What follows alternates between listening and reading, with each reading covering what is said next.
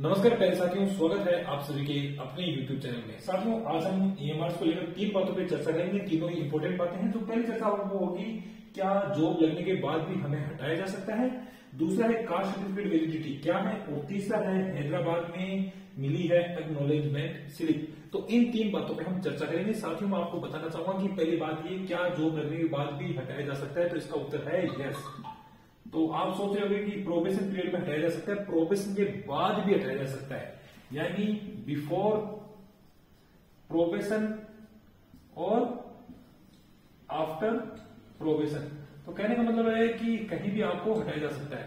ठीक है, इसमें हटाने का आधार क्या होता है? जब आप तथ्य छुपाते हो, जिसमें पहला आधार रहता है तथ्य छुपाना,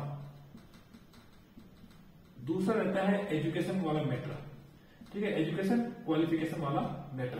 तो मैं एग्जांपल देके बताता हूं आपको। और भी कई रीजन होते हैं, पर दो मेन रीजन है जो ईएमआर के रिगार्डिंग हमारे काम आ सकते हैं, जिनमें मैं पहली बात ये बताना चाहूंगा साथियों कि तथ्य अगर आप छुपा रहे हो, जिसमें एक कैंडिडेट था केवी का, कल परसों मेरी बात हुई एक कैंडिडेट से, जिसने मुझे बताया पूरी बात कि सर अच्छा रहा, मैंने ये बता दिया कि मैं गवर्नमेंट जॉब में था और मेरे पास अभी एनओसी नहीं है, बट मैं एनओसी प्रोड्यूस कर दूंगा। उन्हीं सर ने ये बात बताई थी कि एक टीचर था जो पहले गवर्नमेंट टीचर में था, ओके, उसका एनपीएस अकाउंट वगैरह सब कुछ खुला हुआ था, उसके बावजूद उसने अपनी जॉब नहीं बताई थी। उसके बाद में जब उस ऑर्गेनाइजेशन को पता चलता है तो उसको प्रोबेशन के बाद में हटा दिया था। ठीक है, कि ये पहले गवर्नमेंट जॉब करता था, इसने हमें बताया नहीं, प्रोबेशन पीरियड के बाद भी उसको हटाया था, यानी तथ्य छुपाने के आरोप में। ठीक है, इसके अलावा एक तथ्य छुपाने के आरोप में मैं पहले भी बता चुका हूं, डीएसएसबी में भी एक कैंडिडेट था जो पहले केवी में नौकरी करता था और उसने तथ्य छुपाया कि वो केवी में नौकरी करता था, इसके लिए उसे डीएसएसबी से भी हटा दिया गया था। तो कहने का मतलब है कि अगर आप कोई तथ्य छुपाते हो तो उसके रिगार्डिंग आपको जॉब से हटाया जा सकता है, बिफोर प्रोबेशन और आफ्टर प्रोबेशन या इन प्रोबेशन कभी भी आपको हटाया जा सकता है। दूसरा है एजुकेशन क्वालिफिकेशन वाला मैटर, जो अभी केवी में हुआ। रिसेंट न्यूज में आपको दे रहा हूं, केवी के अंदर अभी हाल ही में क्या हुआ है, ऐसे कुछ मैटर्स हुए हैं जिसके अंदर एमएससी बीएड इंटीग्रेटेड का कोई कोर्स था जो केवी ने मान्य नहीं किया। ज्वाइनिंग के 3 महीने बाद कैंडिडेट को हटाया गया है। तो ज्वाइनिंग के सिर्फ 3 महीने बाद उसको हटाया गया है। तो इसके आधार पे इंटरव्यू हुआ, इसी के आधार पे ज्वाइनिंग भी मिली, लेकिन बाद में उसको हटाया गया। तो कहने का मतलब यही है कि जॉब लगने के बाद भी हमें हटाया जा सकता है। तो आपका डीवी अगर नहीं हुआ है तो प्लीज कोई तथ्य मत छुपाओ। ठीक है, चलिए साथियों, अब हम दूसरी बात करेंगे, कास्ट सर्टिफिकेट वैलिडिटी क्या है। तो कास्ट सर्टिफिकेट वैलिडिटी के बारे में आपको मैं बताना चाहूंगा कि तो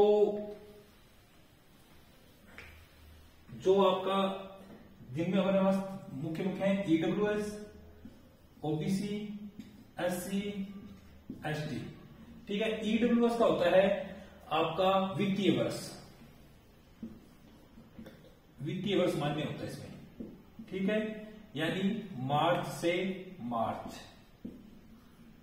ठीक है, यानी अप्रैल से, सॉरी मार्च नहीं, अप्रैल से मार्च। अगर आपने 23 मार्च को ईडब्ल्यूएस बनाया है तो वो 1 अप्रैल को खत्म हो जाएगा, उसकी वैलिडिटी नहीं मानी जाएगी। तो इसकी वित्तीय वर्ष के अकॉर्डिंग चलती है ईडब्ल्यूएस की। ओबीसी का 1 साल के लिए होता है। ठीक है, इसमें वित्तीय वर्ष का नियम नहीं लागू होता है।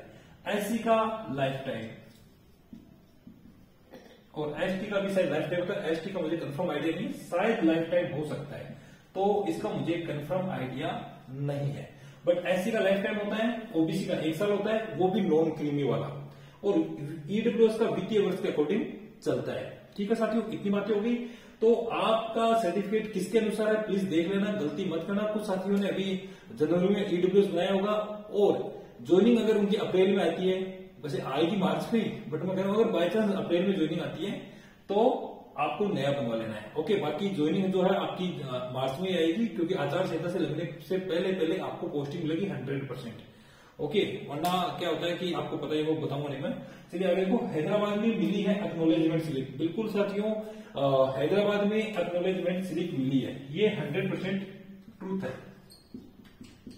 अब अभी एक सेंटर की कंफर्म हो गया कि यहां से एक्नॉलेजमेंट स्लिप मिली है।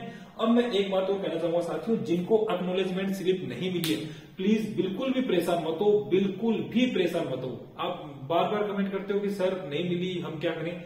नहीं मिली कोई बात नहीं, नहीं मिली नहीं मिली, 1 या 2 सेंटर में मिली है, बहुत सारे सेंटर थे डॉक्यूमेंट वेरिफिकेशन के लिए। अगर नहीं मिली तो नहीं मिली, आपकी क्या गलती है, आपने वहां डॉक्यूमेंट करवा दिया, अच्छे से करवा दिया, तो आपको कोई प्रॉब्लम नहीं है। अगर आपकी कोई रिमार्क नहीं है, कोई अंडरटेकिंग नहीं है, तो आपको कोई भी प्रॉब्लम नहीं है, कोई भी प्रॉब्लम नहीं है। एंड एक लास्ट एंड फाइनल बात, जो भी वीडियो देख रहे हैं, अगर आपके पास बैकडेट में ओबीसी सर्टिफिकेट नहीं है या ईडब्ल्यूएस नहीं है, तो आप जो ऑफलाइन प्रोफॉर्मा है उसके ऊपर एसडीएम से बनवा लो। बैकडेट में नहीं, प्रेजेंट डेट में बनेगा, और उसके अंदर 2 लाइन ये लिखवा लो एसडीएम से कि ये कैंडिडेट लास्ट ईयर भी, या लास्ट ईयर मतलब अक्टूबर जो आपका कट ऑफ डेट है उससे पहले भी ये ओबीसी में था या ईडब्ल्यूएस में था, तो वो आप लिखवा सकते हो। ओके, आज के लिए साथियों इतना ही, और चैनल अच्छा लगे तो प्लीज लाइक करें, लाइक जरूर करें, शेयर करें और सब्सक्राइब करें। थैंक यू, धन्यवाद।